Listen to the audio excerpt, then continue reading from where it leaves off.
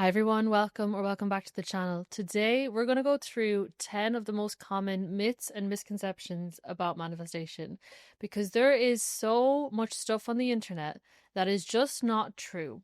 And if you've been trying to manifest your desires, if you've been trying to create your dream reality, you might have found it really difficult to apply certain techniques, certain principles, or even believe in manifestation. So we're going to go through the misconceptions and I'm going to break down what manifestation is not and what it actually is so that you can have better success manifesting your desired reality. So the first myth is that manifestation is just wishful thinking. It's delusional, it's woo-woo. Manifestation is not some woo-woo spiritual principle that only like witchy people do. It's something that we're actually all doing automatically all the time. It's not wishful thinking either, because every single thing that exists in physical reality first had to exist in somebody's mind, in someone's imagination, before anything was ever invented. Okay, let's take an example that I always love to say. Before we could fly planes, we basically had to start visualizing. There's certain people who were very innovative who started imagining this thing called a plane. You know, people being able to fly in the sky in some sort of aircraft or some sort of vehicle.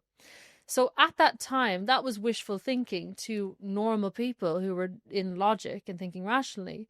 But if it weren't for the people who had the imagination and who held that vision of flight in their imagination, it wouldn't have been birthed into physical reality.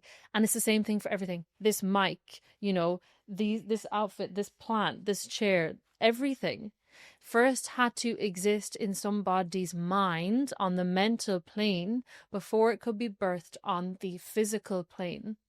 So that is the order of creation in reality. So it's far from wishful thinking. Imagination is the birthplace of physical reality, whether you like it or not. That is a fact. Most people don't realize the power of their imagination because they stay so trapped in thinking logically and thinking about what they know and what's familiar that they never get to experience the power that their imagination has by imagining something new. The second myth is that manifestation is unscientific, or there's no actual proof that manifestation is real. You're going to believe what you believe according to your programmed belief system. Okay. But I implore you to start opening your mind and gathering evidence. If you think this is something that could help you in your life, why not see what other possibilities are out there? This is what I did when I was a huge skeptic about manifestation. And what I found was manifestation is actually very much supported by science. So if we look at quantum mechanics, we know that when probabilities are observed by an external observer, they collapse into particles, meaning our conscious observation of possibilities in the quantum field is what collapses them into physical form. So that's the quantum physics perspective. But even if we look at things like the placebo effect, we know our minds are very powerful. We know our minds have the potential to heal our body physically. If you look at something like hypnosis, people can be hypnotized into healing physical illnesses. They can be hypnotized into acting like a monkey. Why? Because we have a subconscious mind that rules our body, rules all the functions in our body, rules our perception, rules everything. And so when you realize the power of your mind and you know that this is backed by neuroscience and quantum mechanics and many other fields, you can start to kind of uproot this limiting belief that it's just not scientific or it's not backed by anything real or logical. But even if we take that argument, science is just one field of information. And if you go back thousands and thousands of years, the original scientists were essentially the Hermetics, who were these ancient philosophers, and alchemy was the first ever science to exist. Science and spirituality used to be one. They used to be one thing. And over time, as we became a more left-brain society, the two branched out into two different domains. Spirituality became woo-woo, not founded in logic. And then science became something that we started worshipping as a fundamental truth. But if you look back thousands of years ago at the ancient Hermetic texts and even like the Kabbalah, things like that, you can see the principles that were spoken about back then are only now being confirmed in modern science. So the argument that manifestation is not scientific puts science on a pedestal above everything else. And I would implore you to question that even as a whole. Why are you taking science as law? When thousands of years ago, the original scientists were the very ones speaking about the power of our energy and our mind. Okay, myth number 3, you just have to think positive. Positive thinking is not manifestation. Positive thinking is a component of transformation. It can be helpful, but it is not the full picture. You cannot fake your way into alignment through toxic positivity and affirmations. What is manifestation really? Okay, if you're trying to manifest a change in physical reality, you have to change within. As within, as without. If you don't change within, the without won't change. Okay, outside you cannot change. And so for you to be thinking more positively, yes, that's great, and that can be one component of it. But really, if you're trying to go to a new reality, you have to be thinking in alignment with that reality, and not just thinking. You have to be believing and identifying as the version of you who's already in that reality. That's how you align energetically with a new physical reality. And so what manifestation actually is aligning your energy to the version of you who's already in your desired reality. It's not actually anything to do with thinking positive. The version of you who's in your desired reality, they might not be that positive, okay? They can still have negative thoughts, but they have the outcome that you desire. So it's not about thinking positive. It's about aligning your energy. So your belief system is in alignment with your desired reality. Your identity is in alignment with your desired reality. Your thoughts are in alignment with your desired reality. Your emotions and your attention are in alignment with your desired reality. Myth number 4, you have to be high vibe all the time. I could do a whole video on this, and I just might. In fact, I kind of have done a video on this. It's the shadow work video, so go and watch that if this resonates with you. You do not need to be high vibe all the time in order to manifest a change in your reality. In fact, needing to be high vibe all the time is probably slowing you down, because that creates resistance towards any negativity coming to the surface. And when you're shifting your energy, when you're actually doing manifestation of a change correctly, and you're changing your energy, you're changing your identity, you're changing your belief system, your old self needs to die. If that's what you're doing, your old self needs to die. And that can bring up feelings of fear, that can bring up feelings of grief, that can bring up feelings of doubt as the old self falls away and the new self is brought in. And so for you to be thinking, okay, I've started this journey, and this is so common, I've started this journey trying to manifest something, and now I feel terrible. Now I feel like all my deepest, darkest fears are coming to the surface. Great. You're doing it right. Perfect. You're right on time. I don't think I've had one client who's gone through a serious shift internally who has not had some negativity come to the surface to be cleared. Because, okay, again, this is going to be a whole thing, but I'll keep it as short as I can. Your consciousness is shifting from playing one character to playing another character, so that your frequency can be resonant with another physical reality. That's all that manifestation is. And so in order for your consciousness to be able to shift into another state, you've got to release the blockages internally that are not resonant with that state, with that version of you. So we're all walking around here as consciousness, okay, as fractals of source consciousness. And we are limited from seeing our creative capacity and seeing our potential. We think we're these kind of small, limited, fearful beings because of things that we've just stored internally. And so as you're going throughout the process of freeing yourself from your old identity and from your old life, the things you've stored inside you that have kept you trapped in that old life and that old identity, they need to come out. And when something was stored with pain, it's going to come to the surface and be released with pain. I got that from The untethered soul, I think Michael Singer said that. When it's stored with pain, it's going to come up with pain. It's going to be released with pain. And you trying to be high vibe all the time is slowing that process down. You know, the enlightened masters, super conscious beings, they don't have any of this stuff stored inside because they didn't resist this stuff when it came up. They let things pass through them. They let anger, negativity, fear pass through them rather than resisting it, trying to be high vibe. So a truly spiritual person embraces their darkness. I'm going to leave a whole video below on shadow work. I think it's called Embrace Your Darkness. So if you need more guidance on that, you can watch that. But no, you absolutely do not need to be high vibe all the time. In fact, if you could stop trying to be high vibe all the time and just be honest with yourself and be self-aware, you will make so much more progress. Myth number 5, if it's not happening, I'm doing it wrong.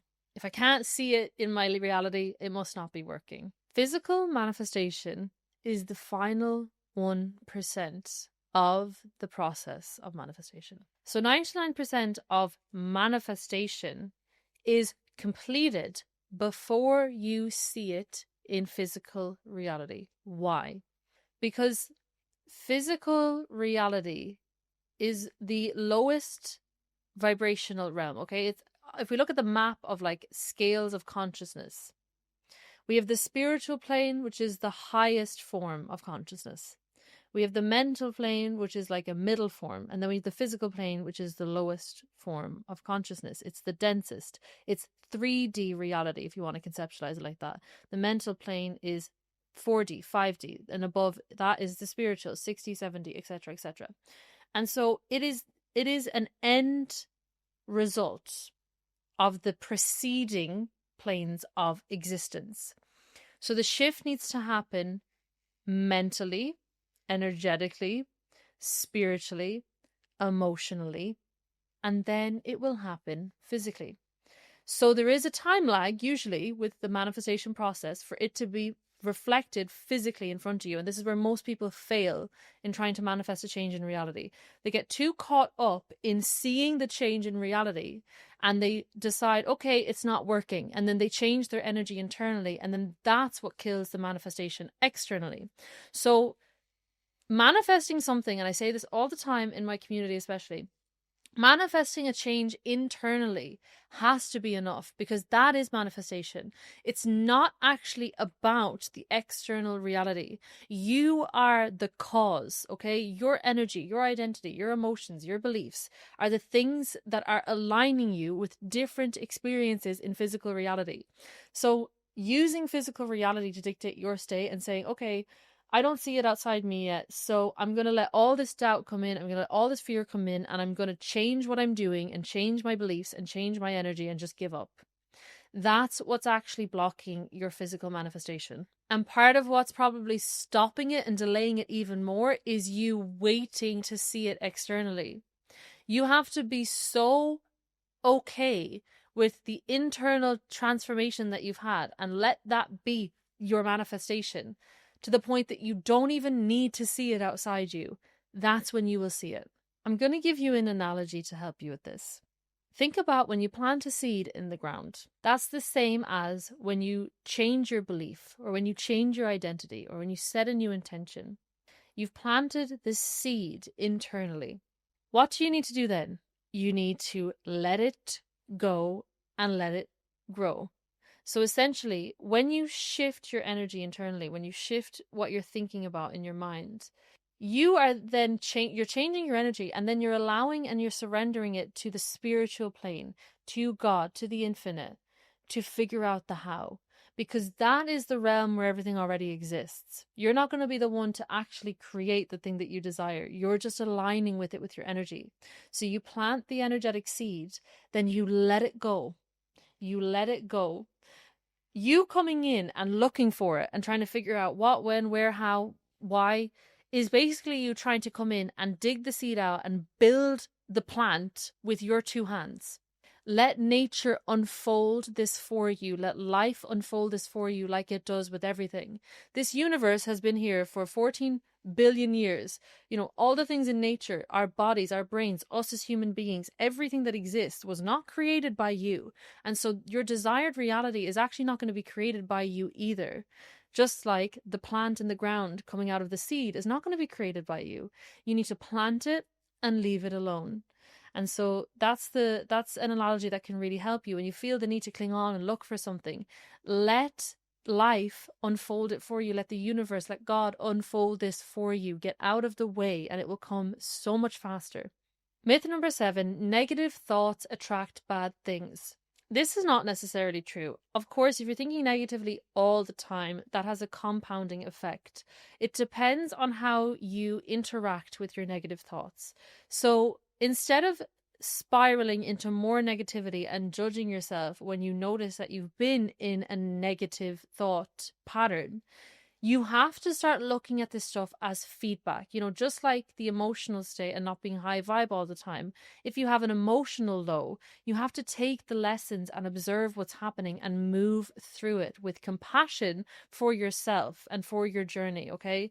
And it's the same thing with negative thoughts. You know, if you notice that you're thinking negatively, use it as feedback. Ask yourself, where are these thoughts coming from? What belief is driving this? Is there a way that I'm looking at something that's causing me to think like this? And figure out the source of the negativity.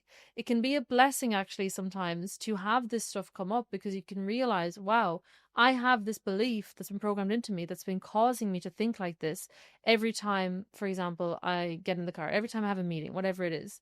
So when you use negative thoughts as feedback, they actually will help your manifestation, because they will help you shift your energy, which is the whole point of manifestation. So it's not even about controlling your thoughts. It's about observing them. They're actually a great opportunity to detach from the ego and observe the ego. If you were thinking positively all the time, you would find it more difficult to actually step out of the ego self, because you would want to be in your ego self, because it's positive in there. You're thinking happy thoughts. You're thinking good things. And so you can get more attached to your ego, because your ego is the one that gets attached to the thoughts, right? But if you're thinking negatively, it actually might force you and push you to step outside and start detaching from your thoughts, which will help you to detach from the ego, okay? Because the ego is the one that attaches to the thoughts. And eventually, when you get this detachment from your thoughts consistently, I mean, the whole reason I even started meditating was because I had so many negative and unhelpful thoughts, and I just wanted them to shut the hell up so I could relax for a minute. But when you meditate consistently, that's where you get to. You realize you're not these thoughts. These thoughts are basically like different clouds passing by, which is kind of the truth on the mental plane. All of these thought forms exist. You're just connecting your consciousness to different ones. And your ego likes different thought forms more than others based on what you've stored inside you. But you, as the conscious observer, as the higher consciousness within, you can take your awareness back off any thought at any moment with enough practice. So negative thoughts can be a gift, because they can show you, okay, you can step back from this, you can observe this, and that's where your power is. If you're briefly in a negative spiral, that is not going to ruin your manifestation. What's most important is your overall energy, your overall identity, your overall belief system. Myth number 8, manifestation means doing nothing and waiting. This is a very, very common trap, and it's not necessarily true. There are some things that can be manifested into your experience without much action. That is true. But typically, if you're looking for a big shift in your reality, you have to shift your consciousness on all the planes of existence. So on the spiritual plane, on the mental plane, and on the physical plane. You need to align on all 3 planes for manifestation to occur, like I said, okay? So first, you align your mind. You align your beliefs, your thoughts, your identity, your focus, all of that. Then you surrender, okay? So that's where you let it go, and you don't keep forcing and taking action out of fear. You surrender it to the spiritual for things to unfold as life naturally does. And then when you receive intuition or an idea or an insight or an opportunity that feels aligned and feels right, that is your prompt to take action. We are here on this physical plane. You know, a lot of spiritual people, they want to bypass a lot of things and they want to just live in their third eye and float on a cloud. But we're here in this physical plane. And so when you get an insight, when you get an opportunity knocking at your door, God gave you a body and arms and legs and a mind and eyes and ears and a voice. You are supposed to take action. That's the final 1% of your manifestation, okay, is to do things on this physical plane, to receive things on this physical plane. And so when you align mentally, spiritually, then you are supposed to take action because that's you aligning physically. So it's not about doing nothing. Myth number 9, you have to visualize every detail perfectly. This is something that is spoken about a lot actually in the manifestation community, and I've joined courses and groups and read books that really emphasize like, oh, you need to be so on it with visualization. And yes, it's such a powerful tool, but I have manifested a lot of changes into my reality that I didn't visualize, or I visualized maybe once or twice, but not all that clearly.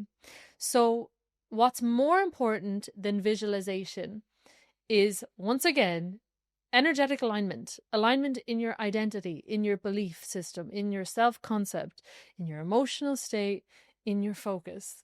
That's more important. So visualization is a tool that can help you get there. But if you're finding it difficult to visualize, that doesn't mean that you're still not going to get there. Okay? A lot of people find it difficult to visualize. By the way, if you have a dysregulated nervous system, go regulate your nervous system first and then try to visualize. You will find it a whole lot easier. But you don't need to be so regimented. This is something I see in so many people. They're so regimented about visualizing and making it so specific and so perfect, and they're so on it to the point that it's actually harming their self-concept and their emotional state because they're being so strict with themselves. They're not allowing any room for error, and they're saying, if I don't get this perfectly, then I'm not going to be able to manifest. And that's what's messing up the alignment and the manifestation. So what's more powerful is, yes, visualize. You know, I've manifested a lot of things through visualizing something a couple of times, and then I felt my energy was in a good place and it was aligned, so I just rolled with that. I didn't keep forcing visualizations when it felt forced. So put your energy and alignment with the version of you who you know you need to become, that's resonant with your desired reality, put that on the pedestal. And visualization is only useful when it helps you achieve that end result. What are you doing in visualization? This is how I explain it in my community. The whole point of visualization is you're connecting your consciousness to a parallel reality, and you're tuning into the frequency of the version of you who's there already. So you're introducing that frequency to your energy when you visualize. But you can maintain that frequency through many other practices. You know, you can do it through scripting, you can do it through journaling, you can do it just through meditating. There are many, many ways you can maintain it. Myth number 10, manifestation works for others, but it doesn't work for me. Well, this is a huge misconception because you're actually manifesting right now, whether you believe it or not. You've manifested, unbeknownst to you, everything in your reality up until this moment, based on the energy that you've had up until this moment. And so you are constantly manifesting. It's not something that's out of your scope. You do it as naturally as breathing. The hurdle that you're probably bumping into is you're trying to take something that was once unconscious and you're trying to now do it consciously. And so this is the difficulty that people have at manifestation. It's like you're trying to take something as natural as breathing and trying to force yourself through doing it, forgetting that it's completely natural to you. There's a lot of reasons why you might be holding on to this belief. You might be scared to actually step into your power. You might have low self-worth, which is honestly at the core of a lot of people's struggles with manifestation. Not seeing their power, not seeing their value, not believing they're worthy or good enough. That's the stuff that really slows you down and stops you from seeing what you're actually capable of when it comes to manifesting a change in your life. If you're coming into this with a victim mindset, you're going to think that nothing works for you, when in fact, it's the belief that it won't work for you that is stopping it from working for you. And so you've got to start healing anything that's telling you that you're not good enough or that you're not capable, because that's all a lie. We all have the same creative consciousness within us. It's just our programming and our trauma that stops us from really believing in it. And I just want to say, as a broad sweeping statement, if you're trying to manifest change in your reality to escape some kind of pain or some kind of fear or some kind of insecurity, it's not going to work. You need to heal the pain. You need to heal the insecurity. You need to release the fear and face it. Then you will see the manifestation in physical reality. Why? Because you've changed internally, which is all that manifestation actually is. What can happen when you're coming from a place of lack, when you're coming from a place of trying to fill a void through manifesting something in your physical reality, is you end up trying all these techniques, trying all these tools. You spend so much energy getting disheartened, doing all of this stuff. Then you start thinking, why me? Why do I have to do all of this stuff? Why am I so broken? Really, at the root of it, all you ever had to do was heal the stuff that's stopping you from loving yourself and accepting yourself. And when you can make changes from that energy, those are the changes that are going to work. Those are the changes that are going to last, because you're changing yourself because you love yourself, not because you're running away from yourself. I always give this analogy, and I don't know how we segued over here, but I just felt this was important to say as an overarching misconception on manifestation. It's not going to heal you. No external thing is going to heal you. And I always give this analogy, when we think about, okay, I'm going to go over here, I'm going to get this thing, I'm going to get this person, I'm going to achieve this success, and then I'm going to be healed and secure. It's like your energy, for example, is a house, okay? And in your house, you've got goblins in the basement. I don't know where this analogy came from, but you've got goblins in the basement of your house. Those goblins are your fears, your insecurities, your anxiety, all of these things. You saying, I'm going to go and get this thing, is basically like you running out of your house, going down the street, going into someone else's house and trying to get something from them, or going to the pub, or going to, I don't know, wherever else, and trying to get all these things and buy all of these things. The goblins are still in your basement, in your house. None of that fixed it. And so manifestation feels like a very forward moving, action taking, go and getting action, but it's not. It's about coming home, releasing your inner blockages and the things that are stopping you from seeing your power and from loving yourself and fully valuing yourself. And when you do that, then you're able to make changes that feel empowered and inspired and aligned. And that is when you become a truly powerful manifester, because you actually believe in yourself. You don't need all these techniques. You don't need all of these things outside you. And when you stop chasing things outside you, they stop running from you, okay? If any of these myths resonated with you, it's because you know on some level that manifestation is real, but maybe you've just been looking at it the wrong way and you haven't been able to actually integrate it in a way that really resonates with the truth of how the universe works. If you want step-by-step resources to help you integrate everything that came up today, to help you shift your identity, rewire your belief systems, change your energy, you can find the link below to my private community. I do live calls every single week, and I have guided meditations and everything you need to help you through this process. That's all for this video, guys. I hope it helped. Please remember, you have everything you need to create the life of your dreams. You just have to let go of all the noise and tune back into yourself. I'll see you all next week.